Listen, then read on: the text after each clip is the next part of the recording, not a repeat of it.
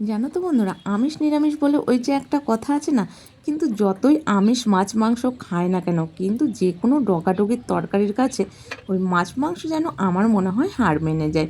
আর যে কোনো ডগার তরকারি খেতে কিন্তু ভীষণ ভালো লাগে। প্রতি বছর লাউ কুমড়ো বাড়িতে কম বেশি লাগানো হয়, এবার আর লাগানো হয়ে ওঠেনি, বাজার থেকেই কিনে নিয়ে আসা হয়। তো এই ডগাটা বাজার থেকে আমি 10 টাকা দিয়ে কিনে নিয়ে এসেছিলাম, তাই ভাবলাম আজকের ডগাটাই রান্না করব আগে, কারণ এটা রেখে দিলে আবার শুকিয়ে যাবে।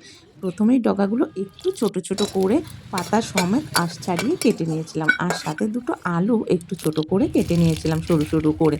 তারপরে উনান জ্বালিয়ে কড়া বসিয়ে জিরে আর রাঁধুনি ভেজে নিয়েছিলাম। আর যে কোনো ডগার তরকারিতে যদি রাঁধুনি দেওয়া যায় খেতে কিন্তু ভীষণ ভালো লাগে। আর ঘরে কিছু বড়ি ছিল, বড়ি কটাও একটু তেলে ভেজে নিয়েছিলাম। এবার ওই সেম তেলের মধ্যে একটু তেল বাড়িয়ে নিয়ে ফোড়ন করেছিলাম কালো জিরে, রাঁধুনি, তেজপাতা, শুকনো লঙ্কা। ফোড়ন করে কেটে রাখা আলুগুলো একটু হলুদ লবণ দিয়ে লাল লাল করে ভেজে নিয়েছিলাম, আর উপরে দিয়েছিলাম চিরা কাঁচা লঙ্কা। আর তারপরে দিয়েছিলাম কিন্তু কেটে রাখা ডগাগুলো দিয়ে একটু হলুদ লবণ দিয়ে নাড়িয়ে চাড়িয়ে দিয়েছিলাম পরিমাণ মতো ঝোল।